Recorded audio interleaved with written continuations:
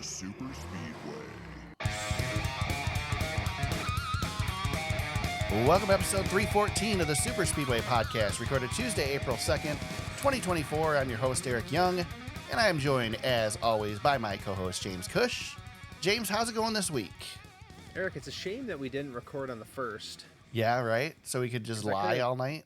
Yeah, we could just said any wild crap that we thought in our brain and got away with it. Could have. Isn't that what we do anyway? You know, I used to love April Fool's Day, but there's so much misinformation out there that I just hate it now. I know. It was funny when there were fake stories before, but now there's so many fake stories all the time that it's just not fun.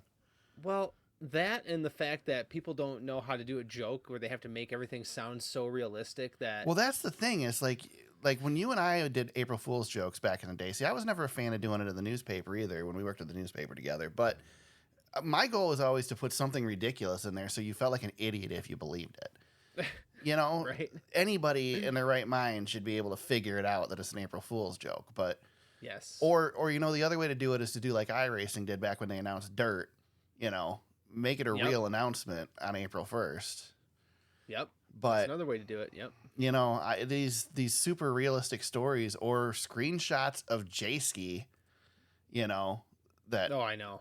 Like, come on. I know. That's bad. That's too much. That was bad. Too not much. Cool. Too much. Yeah, not cool. Yeah, but, so...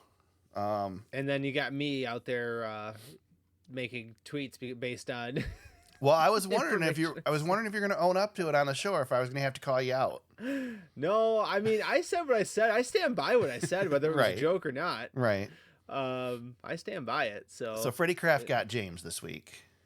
Yeah, I got crafted. Yep.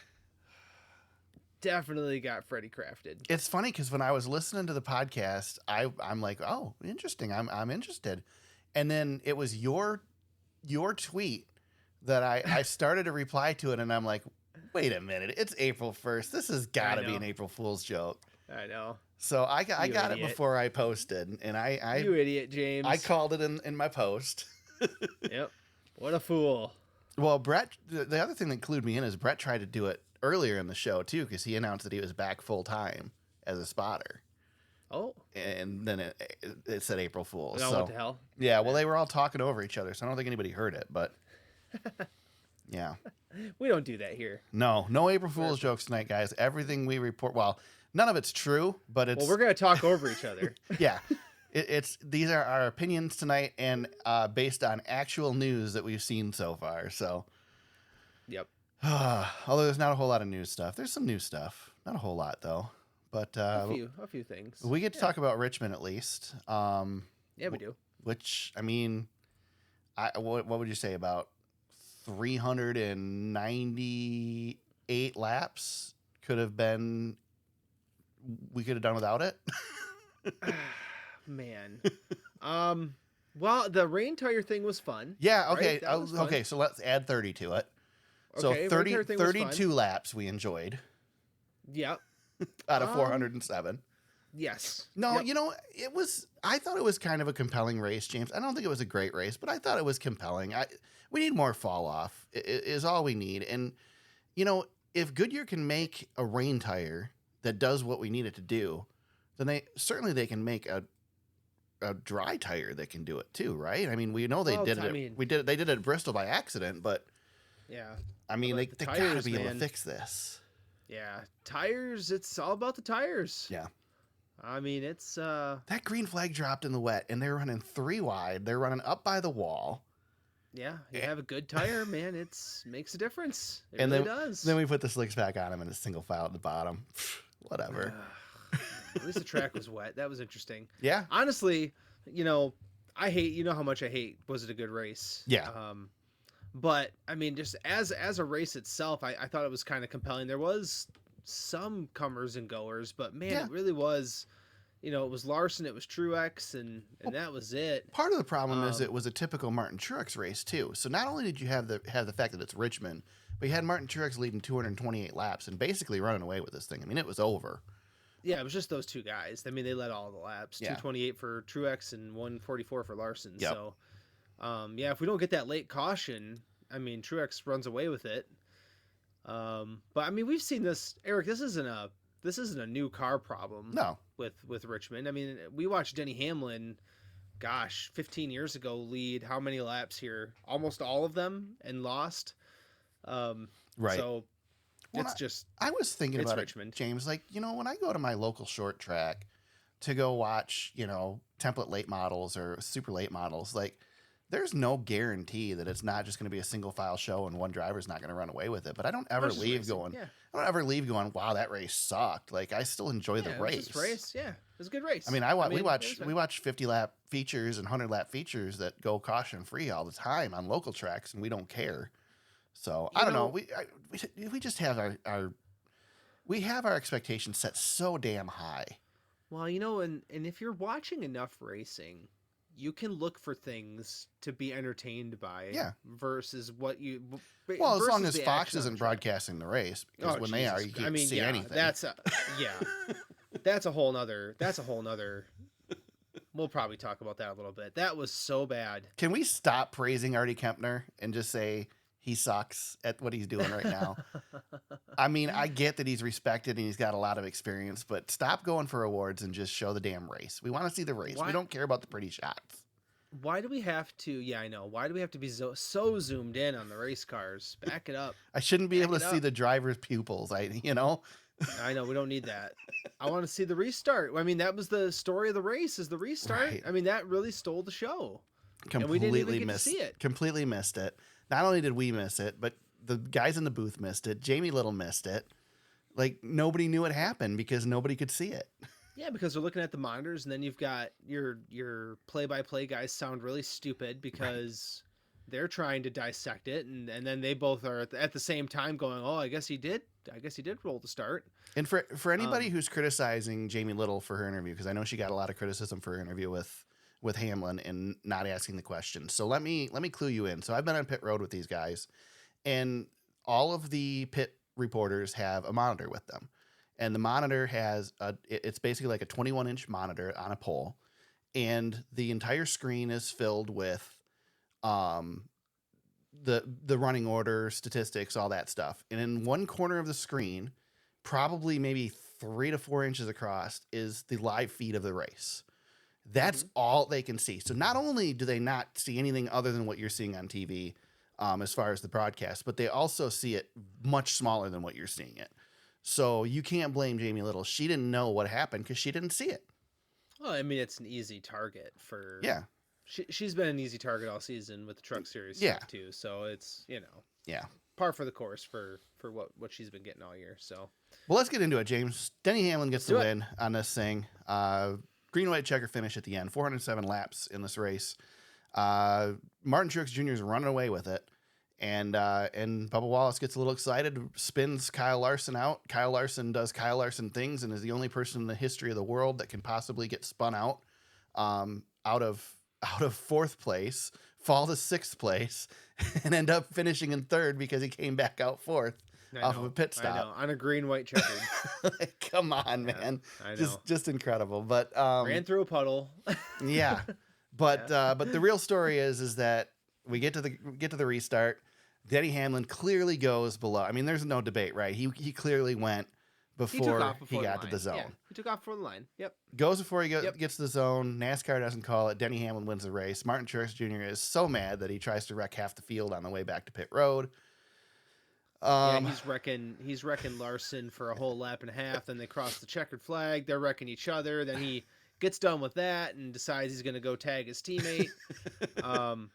Aric, I was thinking about this. Remember when the first year we started this podcast, and I just could not get on board with Martin Truex Jr. on his championship run. He was just driving me crazy. And boy, did those feelings come storming back when I watched his behavior on Sunday night. Holy smokes. It was pretty childish. He was throwing a tantrum out there. And he normally throws a tantrum when there's lap traffic in front of him. He led 228 laps and he had the race in the bag. Like, you got to cut him a little slack, right? Of course he was pissed. What really ticks me off though is don't cry. Like, don't cry because he jumped the start. Start digging. Yeah, like, but he jumped the get start. in the fight. Yeah, no, I disagree. I think Well, he's crying immediately. Like, Martin he Truex, jumped. Martin Truex Jr. has a legit argument. And I think NASCAR screwed the pooch on this one. And I think, well, I've argued on this podcast since we've been doing this podcast that the restart zone is stupid. Yep. Just, okay, pace car goes to pit road, leader's in control. You're done. That's it. That's all you need to know. It doesn't matter where the restart is. If he takes off in turn 3, takes off and coming out of turn 4, who cares? Green flag waves, race is on. You can pass. You can go below the yellow line. You can do whatever the hell you want to do. This policing the restart stuff is stupid because it leads to calls like this that aren't called. Yep. And it's a clear rule. Everybody's like, well, it's fuzzy. And no, it's not. There's this freaking solid line on the racetrack. Mm-hmm. There didn't used to be a line. It used to just be lines on the wall, but we put a line on the racetrack to make it clear. Yep. So if the rule is gray, then make it gray. But if the rule is not, if it's black and white, then make it black and white. And Elton Sawyer pretty much admitted on Sirius that they screwed up. And I guarantee you they aren't going to screw this call up again the rest of the season, more than likely. Well, did you see what they'll screw a different one up, but did you see what Joey Logano said today? No, I didn't see what he said. He said if this happens to me and I'm leading the race and I roll a little early before the line and I get called against, if this call gets made the other way against me, I'm going to be furious. Yeah. So NASCAR has to get out and say, yeah, we screwed this up. We made a mistake, because you're going to have drivers trying to do this every time now. Right. And look, NASCAR let it go once. Why wouldn't they let it go again? Here's the problem. I'm upset with NASCAR not making the call. I'm not upset with Denny Hamlin for doing what he did, because the problem is Martin Truex Jr. is going to jump at the line. He's going to go at the line because he knows Denny's going right away. So if Denny holds back, Denny doesn't have to go to the second line. But if Denny holds back, Truex takes off, NASCAR's not going to make that call either. No. They're not going to call Truex. No. So, or we don't know that they're going to call Truex. Denny's not sure that they're going to call Truex, so he can't depend on that, because then he just cost himself the race. Like in Denny's mind, he had nothing to lose there. If they call him on that, who cares? He wasn't going to win the race anyway. He's already got to win. He's already locked in the playoffs. There was nothing to lose for Denny Hamlin and everything to lose for Truex. Yep. Yeah, Denny made a gutsy move. I mean, it was... It was brilliant. It won him the race. Yeah, I mean, it was... Yeah, yep. It won him the race. It was just smart driving on his part. He knew what he did. He basically said it. Yeah. Said he knew what he did. So, yeah, you can't fault him for gamesmanship. That's going to happen. It's on the officiating to make the right call, and the right call wasn't made. Right. Yeah. So, I mean, that's it. That's the end of the story. Nothing else to say, really. No. I just wish we'd get rid of this restart rule. And Truex threw such a huge fit that he tumbled all the way down to fourth when... And that was my argument. Like, just drive the race car and fight. Yeah. Just stay in the fight. He took himself out of the fight. Yeah. And, even if they do, if they do make that call, he was already out of position to win the race anyway. He lost anyway. Did Denny do anything wrong in turn 2? No, that was just racing. No, I don't think that's just racing. There was still plenty of room. That's just racing. That's racing. He didn't put Truex in the wall. If he put Truex in the wall, then sure. Martin kicks and screams about guys racing him. Yeah, I know. When he's a race car driver. So Martin Truex Jr. needs to race in the IndyCar Series. He'd fit in a lot better over there. Man, oh man. I get it. Like Larson handled that post race better than I don't know if anybody else. I know, and that's the thing. Like Larson said, I mean, I thought normally, because that race ran so late, I just wanted to go to bed. But Larson, I stuck around for the post race and was really impressed with Larson's response. Like he said, Martin is probably the most respected driver, and he goes, I have no hard feelings with him. I really hope he doesn't have any hard feelings with me. We were just racing hard. And I really hope that's the case, because Kyle didn't do anything to Martin. They were just racing hard. Have you ever seen Larson get mad at anybody? He was mad at Bubba for the hook, but again, not that mad. Yeah, I mean, he doesn't usually get very mad. He usually just does his thing and goes with the flow and whatever. I mean, because Larson Larson races people hard too. And, Oh yeah. I think he's one of those guys, I would say similar to Logano, but Logano isn't. Logano goes the other direction. Logano takes. Yeah, and Logano does get upset when people do it to him, but Larson doesn't. I mean, Larson's just like, well, hey, if I did it to him and he does it back to me, then cool, whatever. That's racing, and that probably comes from dirt track. That comes from the sprint cars and stuff. I mean, the world's different over there. And even Bubba, like Kyle said, like I knew Bubba made a mistake. Right. It wasn't, he didn't maliciously take me out there, and it worked out anyway. Yeah. So he goes, didn't work out for Bubba. But definitely didn't work out for Bubba. Well, karma got Bubba, and like Bubba said, karma bit him right in the butt immediately after that. So that all worked out. Yeah. That worked out. So, but man, oh man, holy smokes, dude. Okay. I mean, the last 2 laps of that race was just actually a lot of fun. Yeah, if we'd have just had that, we could have just started that in the rain even, and done 2 laps and gone home. Yep. Well, let's start with we'll go back. We'll revisit this in a second, but let's go to the caution in the middle of the race for Kyle Busch.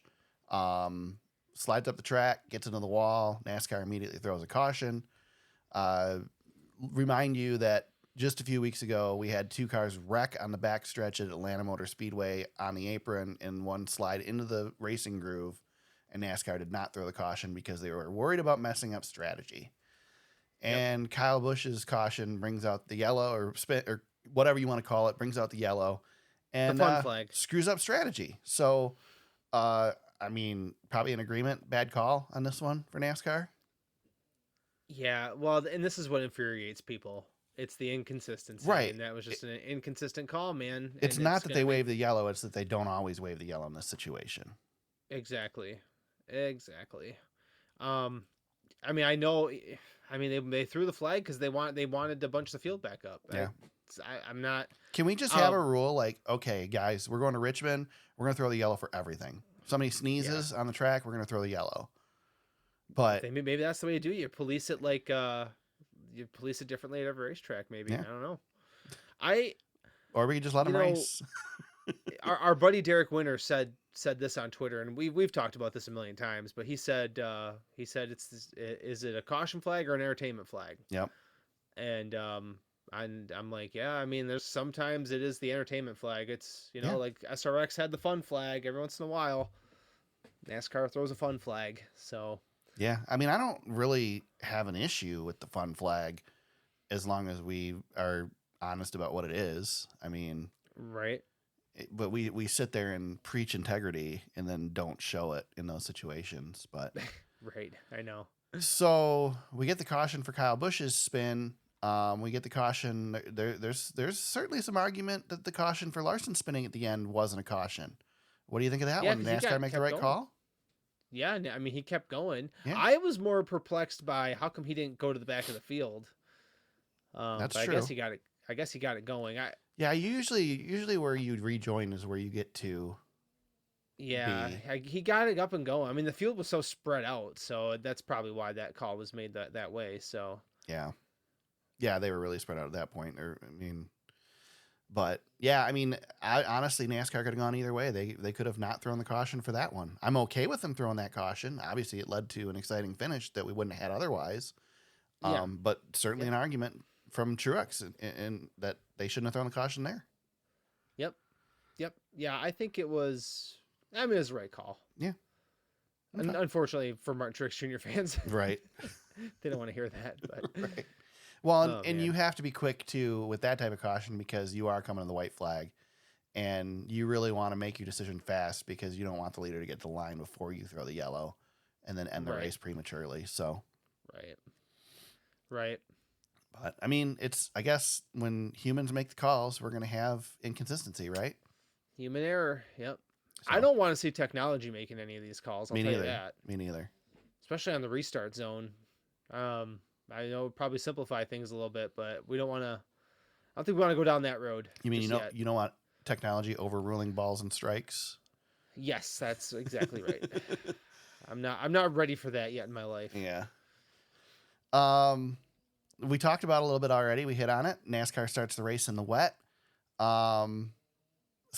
first time on an oval in a points playing race that we've done it. We did it at the All-Star race last year during one of the heats, but first time with points.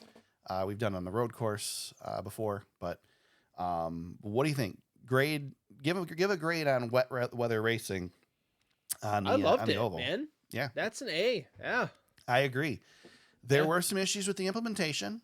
Not a fan of the controlled pit stops, especially the 7 laps or so that we ran under caution at the end of the stage to finish drying pit road so we could have competitive pit stops. But I think that's a learning experience, right? I mean, NASCAR is going to be cautious. We're talking lives at risk on pit road, right? I mean, they want to keep pit road dry. Yeah. Certainly the best way to ruin wet weather racing is to have somebody get hurt badly or worse on pit road because we didn't dry pit road. So yeah, you got to run the caution laps there, but I would say the only thing I would change now is let these teams make these calls. Yes, for sure. If there's no standing water, you want to put slicks on, go ahead. Honestly, let these teams make the call. Yeah, that would have made that much more compelling. And when I just think that's a better way to handle it instead of policing it. But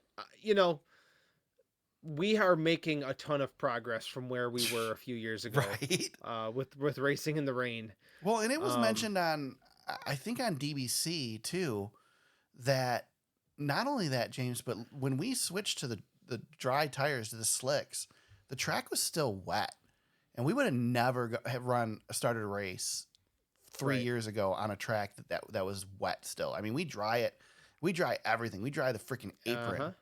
And that just goes to show you that, hey, maybe we don't need to have the tracks quite as dry as we do right now. I mean, I wouldn't want to be going 190 into the corner at Michigan on a wet track, but there's other tracks that certainly you could consider not drying completely. So yeah, and it's good on the short tracks. Yeah, I mean the big tracks are going to be tough to get there, but it's been. I tell you what, a lot of good progress. I loved it. I thought it was super interesting that we were going to get it. I just thought it worked out really well. Let's let the teams make the call next time on when they want to take the tires off. But I love that we can go out there and kudos to the drivers and the teams for making it happen. And it wasn't pretty, but man, we got a race started and it was super interesting there for a while. So NASCAR said they think we saved about an hour. So we really only started about 15, 17 minutes later than we were supposed to start. Well, and think about how big of a deal that is when let's say we know we got a storm coming in the next day, right? NASCAR can move the race up an hour. Yeah.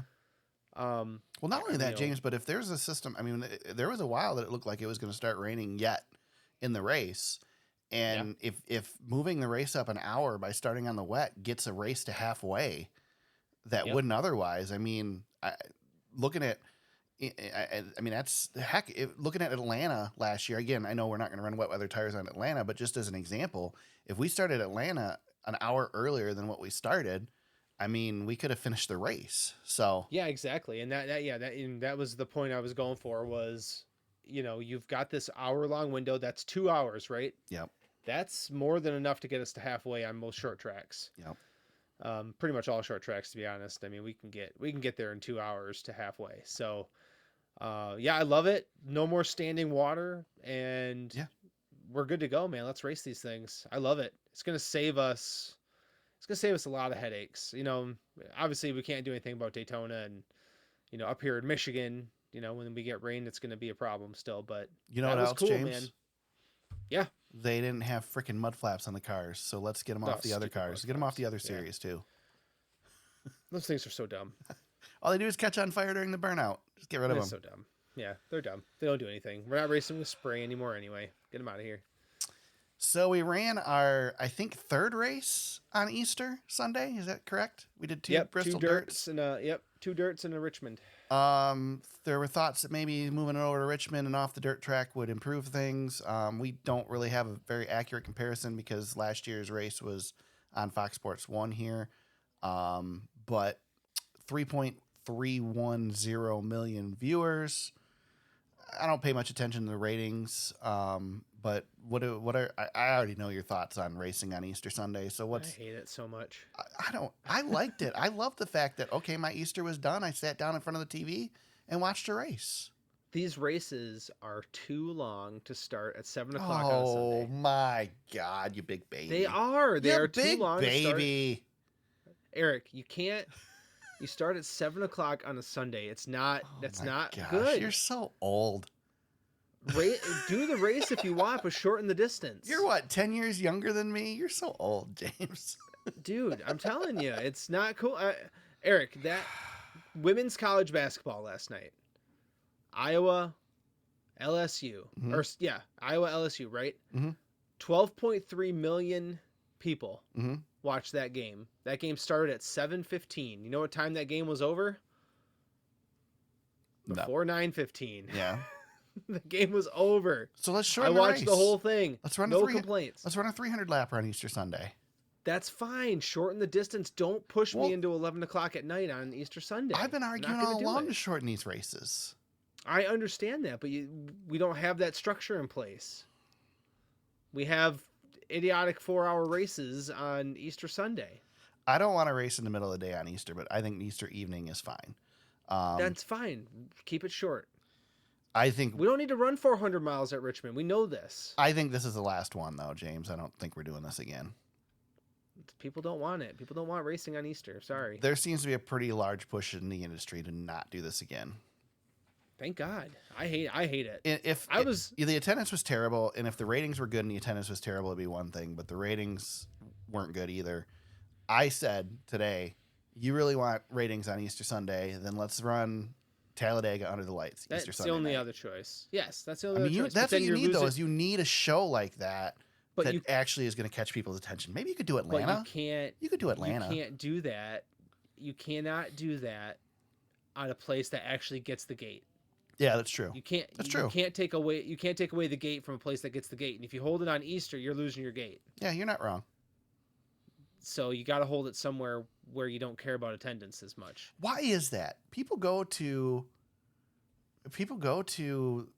NCAA games on Easter. People go to NBA games on Christmas Day. Why is it? Why can they get people in the stands and NASCAR can't? We just don't have that type of following, Eric. We don't have that diehard base. We have people travel a long way and they love racing, but they're not.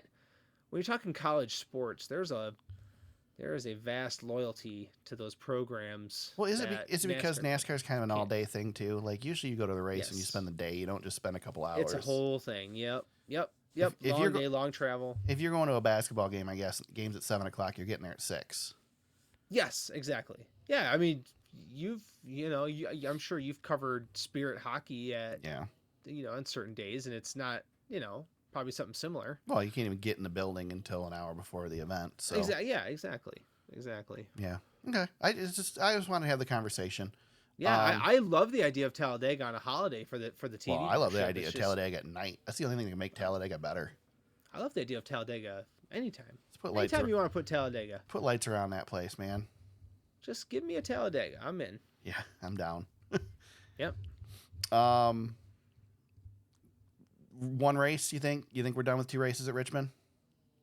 This seems to be it. Bianchi was hitting at that pretty hard. This seems to be the last. I just don't think there's enough tracks to go around at this point to continue to give 2 dates to a track that just doesn't attract people. And, I was thinking, James, you could very easily take this and go, okay, here's what we're going to do. We have all these tracks in this area. We're going to take this race away from Richmond. We're going to make North Wilkesboro a points race. So here, SMI, you just got an extra points race during the season.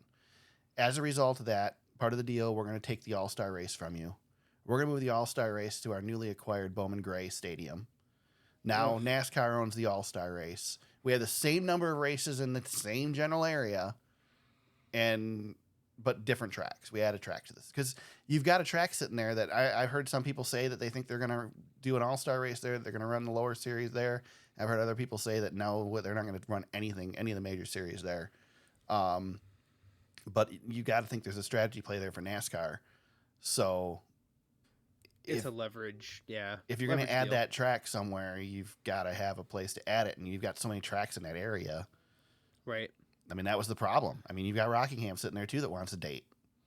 Right. So I don't know. I can't believe that. I cannot. I can't believe that. I don't think SMI will give up its all-star race, but no. And I think that's the only way you ever see Cup cars at Bowman Gray, unless we move the Clash there. But then we have to run the Clash in the middle of the season because you can't run the Clash in February at Bowman Gray. Right. So. Right. I don't know. It'll be interesting.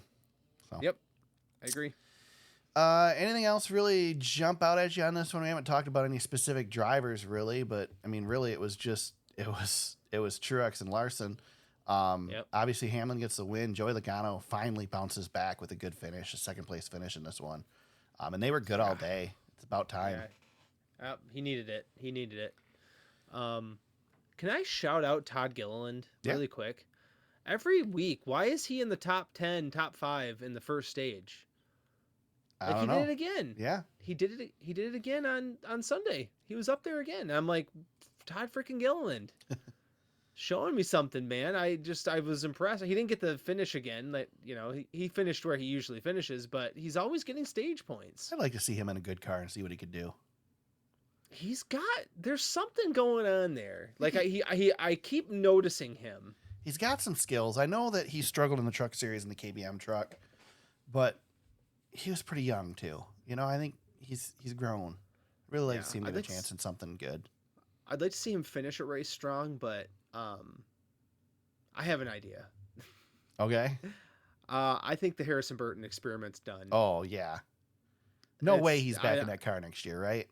He might not make it through the season. Yeah. At this point, that would be a nice experiment for Todd Gilliland. Put him in a Penske car. Let's see it. How does Harrison Burton go from being so good in the Xfinity Series to so bad in the Cup Series? I don't know the answer to that. Are the JGR cars just that good in Xfinity? That might be. I mean, Trevor Bayne couldn't win a race over there.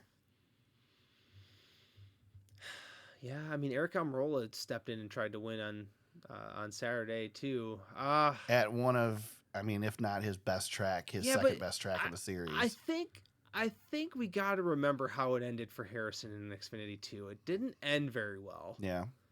He had a nice run in 2020 in a weird COVID year. That's true. That was a little bit wonky. He got a lot of success that one season. But man, he won a lot of races.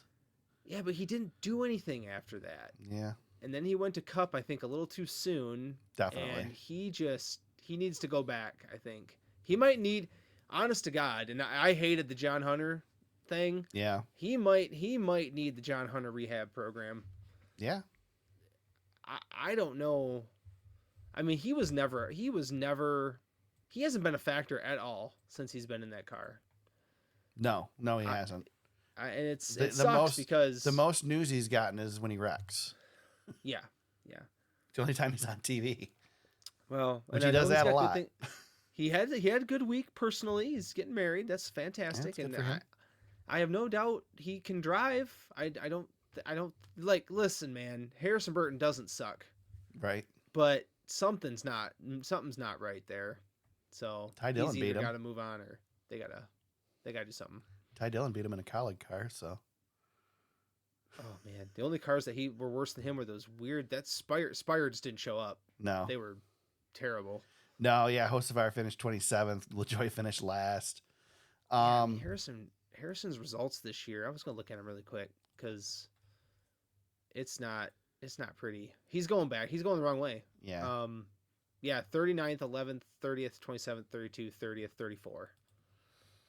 How about it's gotten worse every season. How about Josh Berry? I talked about him on the pod last week. Yeah. And there was a moment. Shouted about on the Twitters, didn't you? I did because I was like, God dang it, he's coming. Yeah. He was coming. He didn't get the top 10 finish, but there was a moment there, Eric, where he was one of the fastest cars on the track. Speeding penalty, didn't he? Isn't that what put him behind? Yeah, he got penalized, and that did him in. Never came back from it. Nope, but he rallied. He got to 11th. He had a really good points day. Still highest finishing rookie in the race. I'll tell you what, when we go back to Richmond, watch out. Yeah. He's only going to get better there. Yeah. He's really good. He's really good at Richmond. That was a good call last week because you go with a driver who's really good there, who ran really well there in Chase Elliott's car last year, with a car that's really good there because Harvick's always been good there. That's when where Harvick won his last race was at Richmond. Yes. So, yeah, I mean, that's a good combination for that track, for sure, for those two. I'd tell you what, I'd watch him at New Hampshire. I just keep an eye on him. He likes these. I'd watch him this weekend at Martinsville, to be honest. Yes, I would watch him at Martinsville. He's got... is that where he won his first Xfinity race, was Martinsville? He has... let me see. If he didn't win one there, he was really close to winning his first one there. He did win his first 2021 for Dale Jr. Yeah. His first race at Martinsville. So he's got to be excited about going there this weekend. Yeah. Oh yeah. Yeah. He's got. I know people don't think the Fords are terribly good, but they're frisky. Yeah. Fords are frisky. They were pretty good at COTA, and like Brad and Chris they're hanging around in RFK cars. Stuart Haas has taken a step forward, like a baby step, from where they were last year. So there's been improvements there. Let's see where they can get, but yeah, everybody's making a little bit of a baby step right now. Anybody else worth? I mean, another decent performance here for the. RFK cars. Brad Keselowski gets an 8th place finish. Chris Buescher gets a 9th place finish. I don't know. Blaney sucked, but he always sucks. Blaney was really bad. Blaney sucked Blaney sucked bad. How frustrating is it got to be for Penske that they cannot get 2 cars to run good? I don't know. I don't understand. And Blaney's been good this year, so I don't know. It just doesn't. If Blaney runs well, Logano sucks. If Logano runs well, Blaney sucks. There's just no consistency there. I wonder what the heck they're doing. Yeah, I know. I don't know. I can't explain Blaney. It's just, weird race. I think he'll bounce back at Martinsville. He'll be fine. Yeah.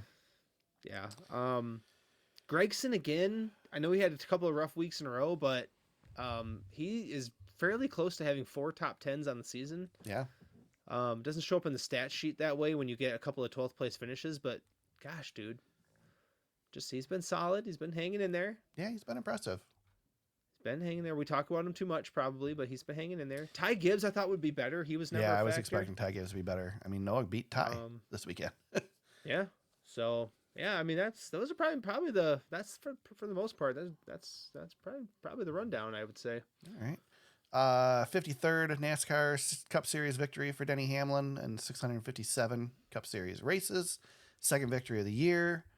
3rd top 10 finish this year. Let's see. Martin Truex Jr. is your points leader, 14 points over Kyle Larson.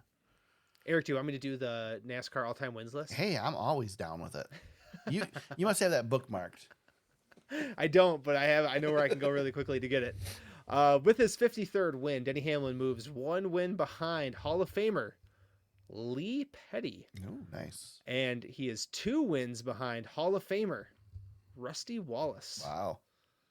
So that 2 wins put him 11th all time, knocking at the door of Kevin Harvick. So he's in a group, man. Yeah. The highest non-champion winner. I was gonna say he just needs that trophy. He's 1 trophy, and he'll be all set. But man, what a group! I tell you. Yeah. Denny Hamlin gets a lot of crap, but man, he's been prolific, especially in the later part of his career where he's really honed it in. Denny's just solid. Always has been. He's really good for our sport right now because he's winning enough to show his strength and to be a threat, but he's not winning too much to where it's just like, oh my God, why is this guy winning so much? Yep. And he's playing a good heel. Yeah, he's a good villain, but he's not taking everything. It's good. He's doing good. Yep. It's great. Great for our sport. I mean, I know not to mention it's fun to have him around. Not to mention the access that he gave, like with the Netflix show and Denny's smart about what he's doing with his different programs and stuff. So, and the podcast and all that stuff. So good on Denny. Yep. Oh yeah. Yep. Ain't going nowhere. NASCAR Xfinity Series kicked things off before Easter on Saturday with the Toyota Care 250. Chandler Smith gets the win. Another race where two cars pretty much dominated the race. Aric Almirola led 95 laps. Chandler Smith led 76. Chandler Smith is able to hold him off, but this was another JGR race minus Sheldon Creed, who hold on, let me find the right screen. Sheldon Creed, who had engine trouble. Hey, thank you, Eric. Freaking Sheldon Creed, man, that dude is having the worst. For him. He's having the worst season in the best car that he's ever been in. He talked a whole lot of mess coming into the season, so. Dude, I'm so bummed for him. I really want him to go out there and win some races. He's got to in that car. Well, the thing with him is he's either top 5 or out. Yeah, that's his. And this one wasn't his doing, man. Brake issue. Yep, Austin he was 32nd, and Vegas he was 26th. So yeah, he's either in it or he's just completely out of it. Yeah, very strange. Yeah, sorry, brake issue for Sheldon Creed. Brandon Jones had the engine issue. Yes, brake issues. Yep. Yeah. Chandler Smith gets the win. I believe that's 2 on the year. Is that 2 on the year for Chandler? 2 on the year for him. Yeah, he's a nice little race car driver. He's gonna be. Smith. I mean, it's him and whoever. We know. It's him and the other 3. I mean, right? He's definitely going to Final 4. He's gonna be in the running. Probably win the championship. He should be a lock. His average finish on the season is 3.3. Right now, he's led a whole mess of laps. He's almost led as many laps this year as he led all of last year in a colleague car. Yeah, and he was pretty competitive in that colleague car last year too. Good on him to get away from that organization. Well, I tell you what, that one is in a spiral right now. He doesn't have a finish that's not single digits this season. He's putting together a really good. Him and Austin Hill, there's really good season so far for those guys. Just consistent. I mean, those two seem like the ones right now. He's got some talent. I like his number too. That was the number that I ran when I raced NASCAR 2003. 81's a good number. That's the number I use in F1 23. Yep. Yeah, nice. Yeah, I used that number and that font when I raced ARCA Sim Racing actually. It always freaks me out when I see the reverse numbers of what actually exists. Like right. When Joey Logano raced the Home Depot O2 car. That was made my brain hurt just a little bit because I'm not used to seeing that. See, I always liked in the old days when the Cup driver would go run the Xfinity Series and he'd run his Cup sponsor, like Harry Gant running the green number 7. That was so cool. Ernie Irvin used to run an 04 yeah. Kodak car. Yeah. Yep. He also had a 41 for a while. I don't think he ran it, but he fielded it. Yep. He ran the 28 for a while there toward the end too. Yeah. Or Davey used to run the 28 with the Mac Tools logo on the front instead of Haviline. Ernie did that too. Yeah. Yep. Yeah. Ernie had that car too. Yep. Yeah. Nostalgia. Yeah, that's always fun. Yeah. Those are good. Let's see. We had strategy affect this one in the opposite way of the Cup Series race. Drivers pitted early in the last stage under caution, and there was not another caution, and it certainly changed things up. Took guys like Justin Allgaier out of it. Allgaier was also strong in this race, 28 laps led. Parker Retzlaff led 27 laps in this race. Another one that got hurt by the strategy issue. For Jordan Anderson. Yeah. He started on the pole. That Jordan's got some stuff going in the Xfinity Series right now. They've got strong stuff, and Parker's doing a great job. Yeah, Parker's been solid for them, and yeah, like I said, they got the pole with Retzlaff, and I mean, yeah, that team, yeah, he's building slowly but surely. Yeah. Shane Van Gisbergen. Oh, hold on. Shane Van Gisbergen. Finishes 15th. Strong performance for him on a track that is not, of what he's used to. Style. Yep. And how about Bubba Pollard? 6th place finish for Bubba Pollard. First start. Yep. Those JR Motorsports cars, man, they get a short track ace in there. They always do pretty good. How awesome is it that Junior's giving these guys an opportunity? I mean, without Junior, Bubba Pollard doesn't get a shot in the Xfinity Series, right? No, I don't think so. Not easily. Not like this. Not a one-off like this. In a good car. Yeah. This is where Josh Berry started. Yeah, I know it. Bubba Pollard, do you remember this, Eric? He won a race at SRX. Yeah. for the I think it was at Five Flag Speedway. Yeah. Didn't he? Or he was no, maybe he didn't win. He was right there, wasn't he? Yeah, he was. That's right. No, he almost won it. He was He leading. lost to Helio. He had brake issues. Brakes went out. Yes, that's right. Yes, right. But he was really good. Yeah. I've gotten to see him race at Berlin a couple times. In the late model race out there, he's a good driver. A short track legend. Yeah. Yeah. Yep. He's a little bit of Dick Trickle. Yeah. Right. Yeah. Where he just well known in the short tracks across the country. But it was cool that Junior gave him a shot. Yeah, very cool. Pretty cool. Josh Williams finally has a decent performance. 12th place finish for him. Let's see. Parker Kligerman finishes Eric, 7th. I know. I'm getting there. I'm getting there. Okay. I'm not going to forget about it. Not going to forget about it. Dang it. We got to get to it. Before we get there, Taylor Gray, 3rd place finish on the 19. Again, JGR just killed this race except for Sheldon. So, 1, 2, 3. But yeah, let's get to the big story of the NASCAR Xfinity Series race. I'm so excited. Joey Gase gets wrecked going into turn 1 by Dawson Cram and slowly walks down the racetrack with first of all, goes out and confidently rips the rear bumper cover off of his car, man. Which alone could have really backfired because I guess he works on the car, so he probably knows how easy it is to pull that off. But I'd be worried I couldn't do it. I'd look pretty silly. But pulls it off and then storms down the track and throws it directly at the windshield of Dawson Cram. Just an incredible moment. The only thing that would have been better is if you could have gotten it through the side window.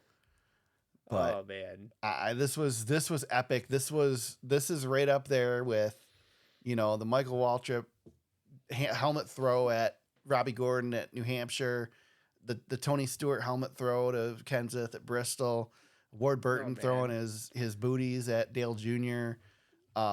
This is right up there, man. Dale Jarrett throwing his helmet at Bristol. In one day, 7 million views on the internet. 7 million. That's more than watch the Cup race. It's incredible. More than double. Absolutely incredible. When I saw it, I was giddy with laughter. And I showed Erin, my wife, and she goes, "Oh my God. Oh my God. Oh my God." And I was like, "Isn't that great?" See, Look at Joey Gase. I was at a Spirit game, right? I was at a Spirit game for this. Yes.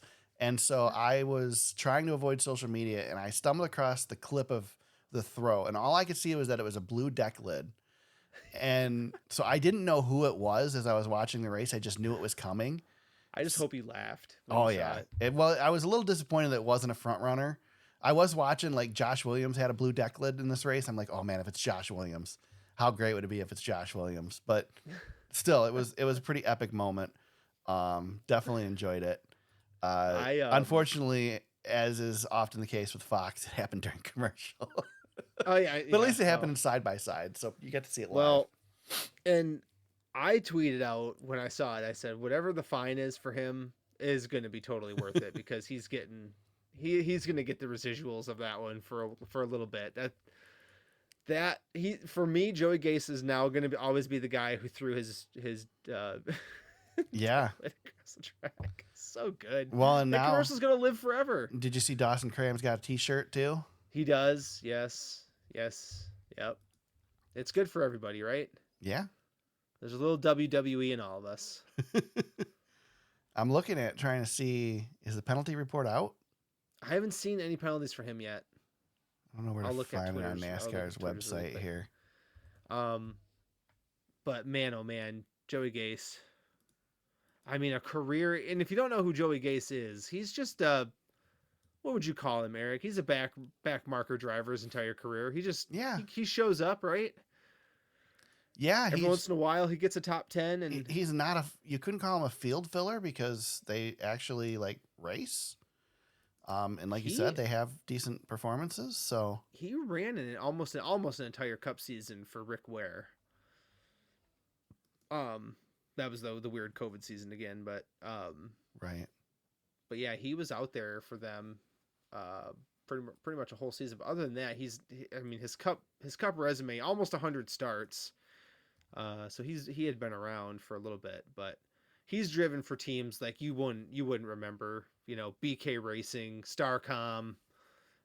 He raced a lot for Carl Long, Rick Ware, like I said. I mean, those are the teams that he's been a part of. So starting parks, as we would call them back in the day, which they don't really do anymore. But doesn't look like there's a penalty report out, so I'm guessing it'll come tomorrow. Yeah, he's probably gonna because get of the some holiday, sort of fine. maybe. Yeah, he's gonna get some sort of penalty. I hope NASCAR takes it easy because they're going to use this for promotion. I mean, yeah, Richmond's going to be using it forever. Yeah, at least. Yeah, so good, man. Well, there you go. There's your Xfinity Series race. Chandler Smith, second win of the year, third win of his career in the Xfinity Series. Like I said, probably a proverbial favorite for the championship this season. Highest finishing rookie was our buddy Jesse Love with a fifth place finish. He said it again in qualifying. I didn't hear it in qualifying, but even during the race, man. He put an emphasis on the love, man. It was so funny. Gosh darn it! I should have sent that to you on Twitter when I saw it. I got it recorded. I'll have to go back and find it. He's doing that quite a bit. Wonder if he heard the podcast. Maybe he's playing it up for us. He just likes saying it. He likes using that name. I mean, come on, it's good. Jesse Love. It's good stuff. It just rolls off the tongue, right? Something like that. Oh, man. Let's see. Chandler Smith's points leader, 10 points over Austin Hill, likely the other favorite in the championship this season. It's pretty much a two-man race, I think, over there in the Xfinity Series. So there you go. There's Richmond. We can put it behind us now for a little bit until we go back there again in the fall. How did we not start the episode with Joey Gase? I wanted to bury it a little bit. I don't know. I mean, we really buried the lead on the episode today. I just wanted people to go, are they going to talk about it? Are they going to talk about it? I got antsy. I did. I know you did. I wanted to get there. I was kind of prodding you along. Usually I let you drive, but today you're backseat driving. I was backseat driving. Yep. Let's talk some news, James. We don't have a whole lot, but remember that Long Beach rumor we talked about last week? Yeah. Well, that didn't last long. Yeah. I don't think the episode was out for a few hours before we found out that now that basically the guy who owned the first half is buying the other half, right? Is essentially that's pretty much it. Yeah, that's pretty much it. Yep. So and basically said NASCAR can look somewhere else because it literally, if any other series has its site in Long Beach, please tell them to look elsewhere.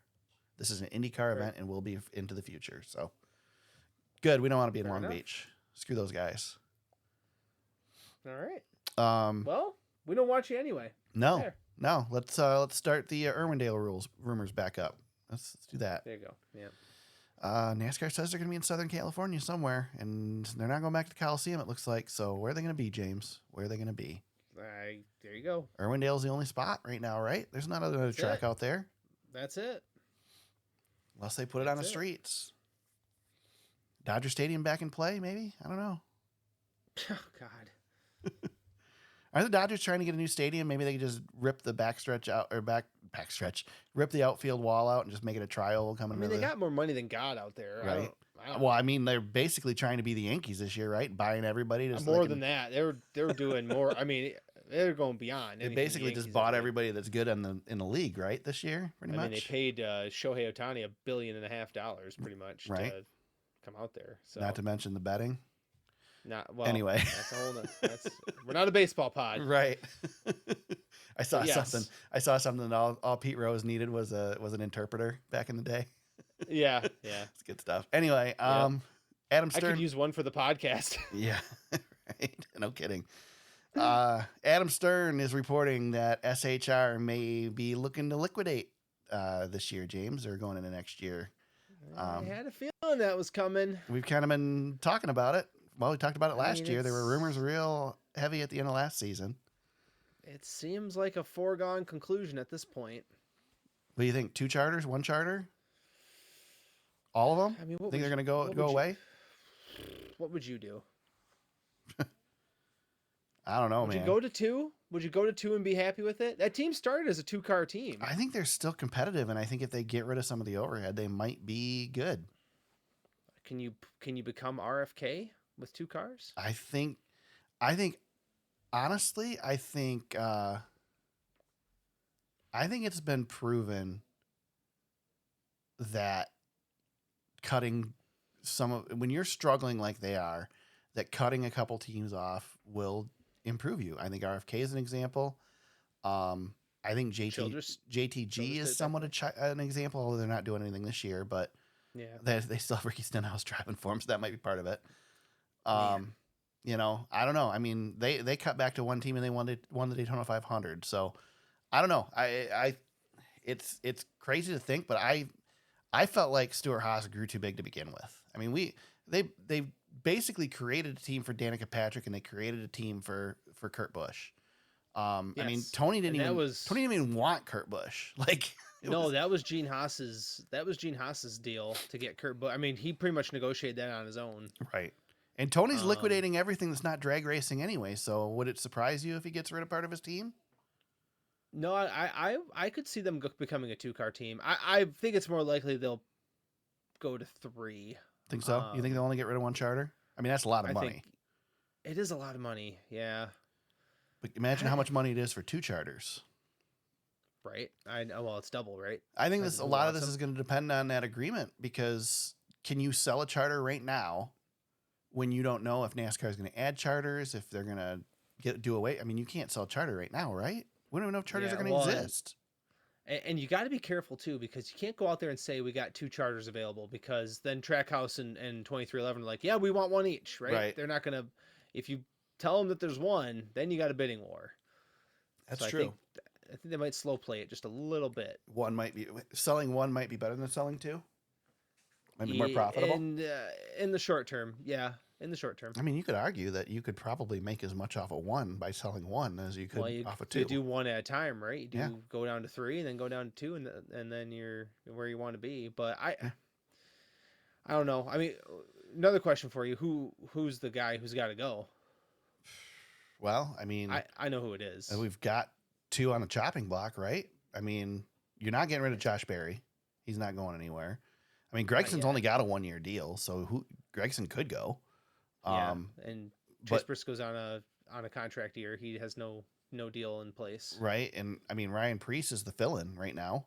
So I don't know. I think you got Preece go, but that was Tony's hire. So yeah, I think it's Preece. I think Preece is the weak link right now.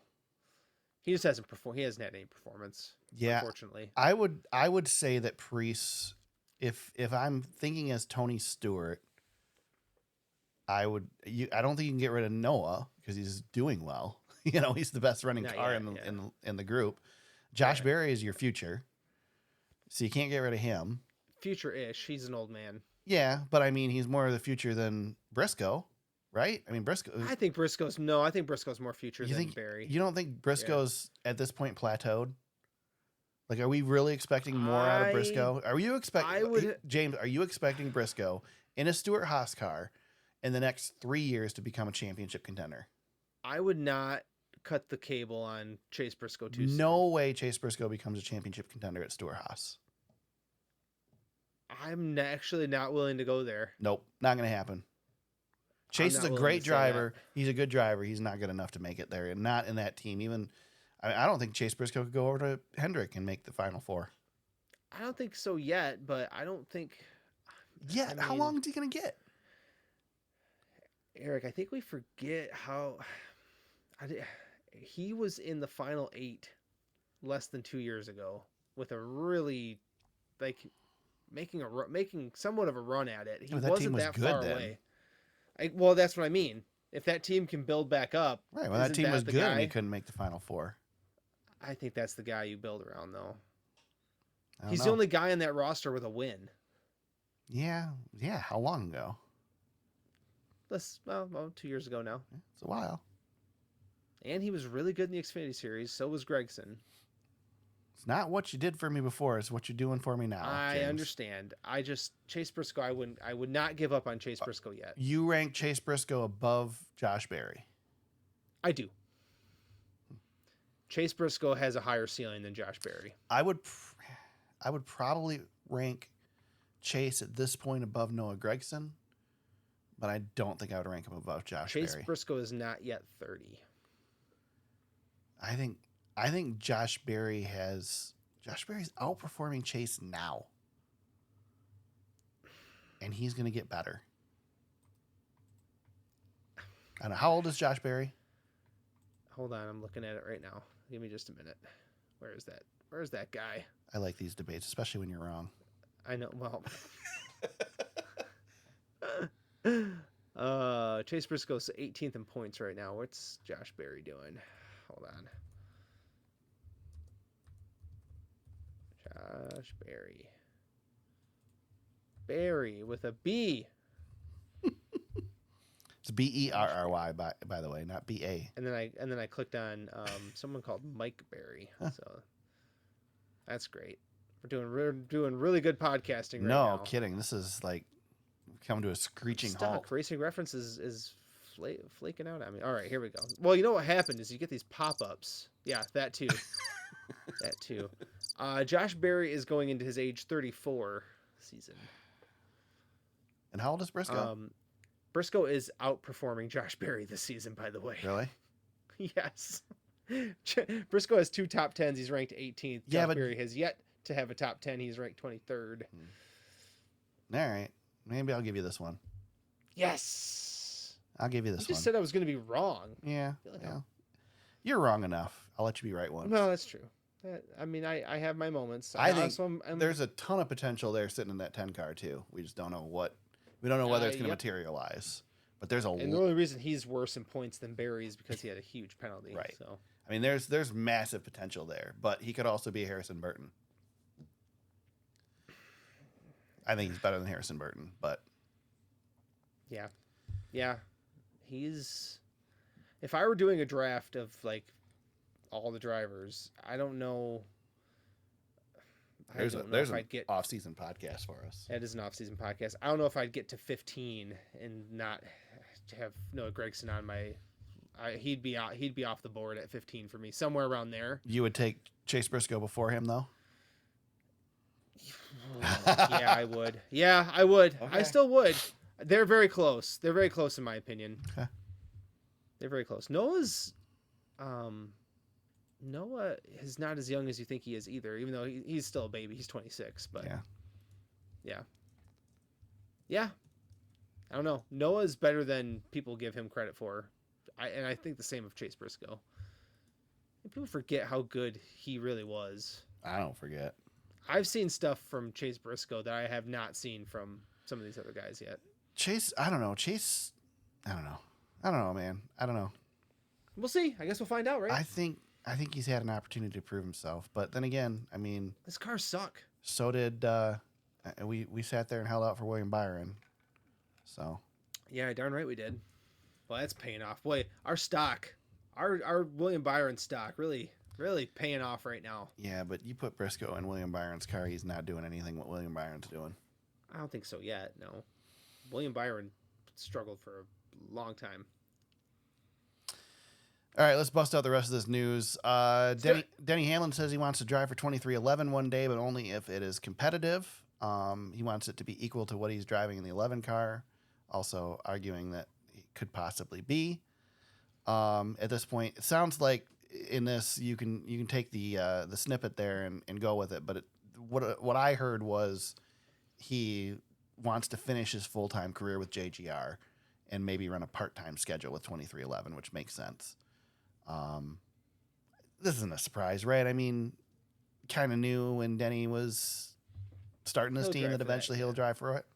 Yeah, he'll drive a 2311 car someday. But I mean, it's a nice backup plan too if JGR ever gets rid of him before he decides he's ready to go. Well, he's got to take the 11 to the 2311. That's true. There's no 11. That's true.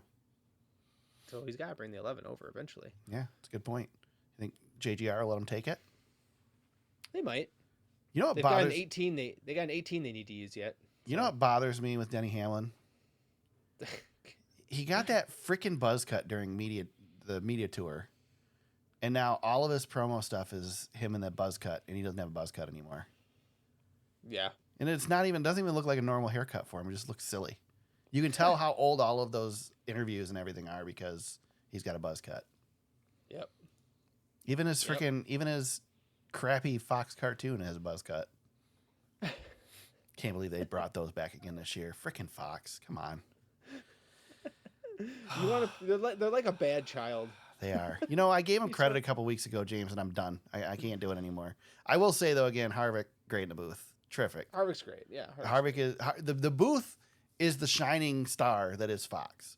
If it wasn't, if we didn't have the booth for Fox, I don't think I'd watch the first half of the season, to be honest. The footage is so bad, but the booth is great. Yep. So. Yep. NASCAR Xfinity Series Iowa race is sold out. Cup race was already sold out, but the Xfinity race is a sellout as well. Part of that is the fact that there's not a lot of seats there, so it's easy to sell it out. But I will remind you, the Xfinity race and the Truck Series race didn't sell out in the past, so that's a good deal. Out there, man. Yeah, big deal. I think the Iowans might be making a pretty strong case for keeping a Cup race there going forward. It seems silly to have that track sitting out there in the middle of nowhere and not run a race on it. So. Yep.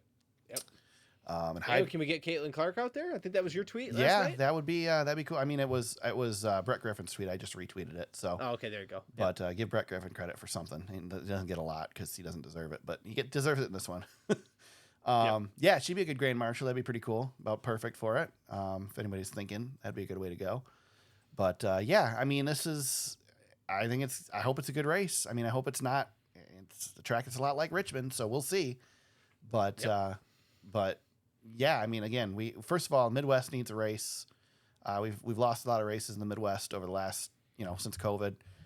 So having a race in the Midwest again, even all the way out in Iowa, is good. And it's a good track. The place is nice. It's the first track that's been built with safer barriers, like as the primary wall. I mean, the IndyCar series has done a great job out there. Hy-Vee is on board with the Cup race, which they've done great things for IndyCar. It's just a win all around, I think. So, yes, sir. Good to see. And hey, we don't need 70,000, 80,000 seats at a track to run a Cup race. No, we do not. So, not at all. There you go. Hope it's a success. Hope we keep going back. Yes, me too. I'm looking forward to that one. Me too. Very much so. After we crabbed and cried about Richmond, but this will be a better track. Right. It'll be okay. It's gonna be good. I still there's still a part of me that might try to get credentials to this thing. We'll see what happens. But do it, man. Hopefully none of the media members want to go out to the middle of nowhere, and I can get a shot. So do it. Yeah, why not? It's a NASCAR track. The SMI folks don't like me anymore, but NASCAR seems to still be willing to give me credentials. So does Rusty Wallace still have any interest in that track? I don't think he does. It's a completely NASCAR owned track at this point. I don't know that. Very good. Did Rusty ever have? I don't know that he ever had ownership. He designed it. I don't know if he had ownership. I believe that's right. I think that's right. Yep. Yeah. Okay. With that, we head to Martinsville Speedway this weekend. All three series in action. The NASCAR Cup Series will run on Sunday. The Cookout 400 at 3 p.m. on Sunday. NASCAR Xfinity Series races on Saturday. The Dude Wipes 250, 7:30 p.m. on Saturday. And we get a Truck Series race on Friday night, which is when the Truck Series should always run. NASCAR Craftsman Truck Series runs the Long John Silver's 200. Yes, apparently Long John Silver's still exists. At 7:30 p.m. on Friday night. So, Long John Silver's. Long John Silver's wouldn't exist if it wasn't for Pepsi. Do you know the story behind Long John Silver's and Taco Bell and the Yum brand stores? I know enough. So Coke was buying exclusivity at a bunch of these restaurants, and Pepsi decided instead of buying exclusivity, they'd just buy the restaurants. So Perfect. They bought Taco Bell, KFC, Pizza Hut, I believe, and Long John Silver's. They packaged them under Yum brands. Taco Bell and KFC. That's your bread and butter right there. Right, and then they started doing the combo stores to save extra money, and all it is about having Pepsi at the restaurants. So good, man. There you go. Which is good because Coke sucks. So there you go. I haven't drank either one of them in almost 20 years. So. I don't drink Pepsi, but I do drink the Mountain Dew still, James. I got to get over it. But that's your bread and butter, still right? Yeah, it's not. It's stupid, but I thought you quit. Gotta have. Oh, dude, I've quit so many times. I just can't get enough of that sweet nectar. Fresh from the mountains. No, it's the freaking caffeine, man. It gets me. I get hooked on the stuff. I wish we were in Canada and they had the caffeine-free stuff. You can't get that very much here. Then I wouldn't be hooked on it, and I could just drink it once in a while. But I start drinking it, and it's over. So Good Lord. Just giving in. I don't smoke. I don't drink alcohol. I drink Mountain Dew. Screw all you guys. Don't judge me. All right. With that, we get to make our picks for Martinsville this weekend. James, you get to go first. I went first last week. I just wanted to remind you, I did pick the winner last week. You did pick the winner. First time, I believe, this season that one of us has picked the winner. So let's see if you can come back and pick the winner this weekend at Martinsville. Who you got? How about if I go with momentum here? Give me Joey Logano. Oh. It's been a really terrible season. I've seen a lot of take out the laundry because he's washed jokes. Not anymore. I want to see Joey Logano. That's a good pick. I'm going to go with momentum and revenge. Ooh, and revenge. And I'm going twist. Martin Truex Jr. Oh, no. I mean, they did name the track after him, James. They did. Martin has not been good here of late, but no. Needless to say, he has been good here in the past. Yeah, so it's probably a terrible pick, but that's okay. It's okay. It'll be just as bad as my fantasy picks. Although I turned it around because I was running like 14th at one point in the race, and Denny getting the win. Yeah, well, I ended up 14th. So. Perfect. I'm glad I passed you. Yeah, you did. You didn't do as bad as you thought. You ended up 7th. Yeah, you had a fairly good week. 230 points is like a pretty good week. So. It would have been a lot better had I not put Tyler Reddick in instead of Kyle Larson, and instead put him in instead of Chase Elliott. I picked the wrong freaking Hendrick car. And I missed all the bonus picks, so except for one, I think. But yeah, I was in trouble. Winner.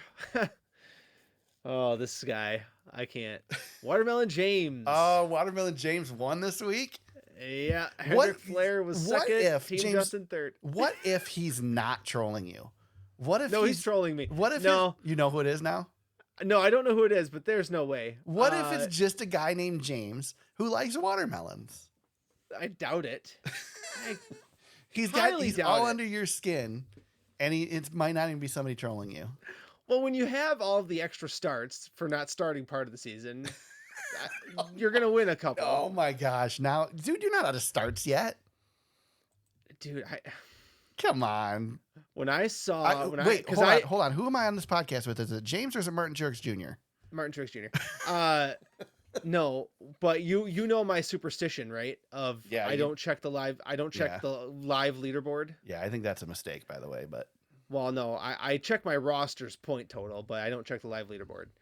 But with 5 to go, right before bad luck happens, right before Kyle Larson spun out, I checked the live leaderboard because I'm like, nothing's going to happen. And then I look at the live leaderboard and a caution happens. I look at it and Watermelon James is in the lead. I'm like, I need this caution to do something. Watermelon James held on. Huh. Oh my gosh. So Watermelon James is up 2-1 on me on the season series so far. That's awesome. Yeah. It's getting better every week. How far is he behind you in points? Because he didn't start the first 2 or something, right?